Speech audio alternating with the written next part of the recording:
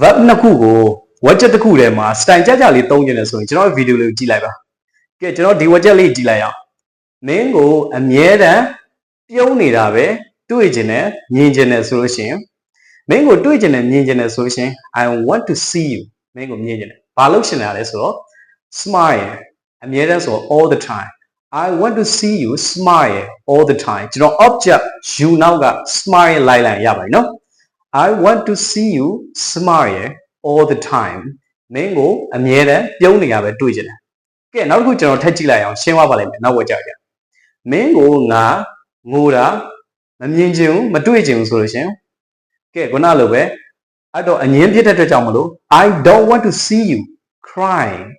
I don't want to see you crying နောက်က you နောက်ကကျွန်တော် base part ကျွန်တော် cry လေးလိုက်ရပြီနော်မင်းကိုငါငိုတာမတွေ့ချင်ဘူးဒီလိုလေးရေးရဖြစ်ပါတယ်နော်ကဲနောက်တစ်ခုကျွန်တော်ဥပမာဝါကြလေးထပ်ကြည့်လိုက်မယ်ပိုပြီးရှင်းသွားလို့မင်းကိုဘဝမှာအောင်မြင်တာကိုပဲငါတွေ့ကျင်တယ်မြင်ကျင်တယ်ဆိုရှင် I want to see you succeed in life I want to see you succeed in life you now မှာကျွန်တော်တို့ base verb ဖြစ်တဲ့ကျွန်တော် succeed ကိုလိုက်ကျွန်တော်ရပါတယ်နော်ကဲဒီလိုလေးပဲနောက်တစ်ခုကျွန်တော်ထပ်ကြည့်လိုက်ရအောင်မင်းကိုဘဝမှာကြာချုံးတာကိုငါမတွေ့ချင်ဘူးမမြင်ချင်ဘူးဆိုလို့ရှင် I don't want to see you fail in life I don't want to see you fail in life ကျွန်တော် you now က fail လေးလိုက်ရင်ကျွန်တော်တို့ဒီဆိုလိုချင်တဲ့အဓိပ္ပာယ်လေးကျွန်တော်ရပြီဖြစ်ပါတယ်ကဲဒီ widget လေးရဲ့အပြင်ကိုကျွန်တော်နောက်မှာကျွန်တော်ဒီ object ရဲ့နောက်မှာ verb ing ရဲ့ပြီးတော့ adjective ရဲ့သုံးလို့ရတဲ့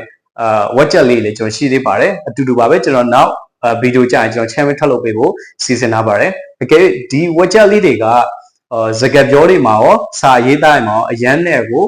သုံးလို့ကောင်းပါတယ်အကျိုးရှိရဆိုလို့ရှိရင်ကျွန်တော် page ကို like and follow လုပ်ပေးဖို့ကျွန်တော်တောင်းဆိုပါတယ် Thanks for watching see you in the next video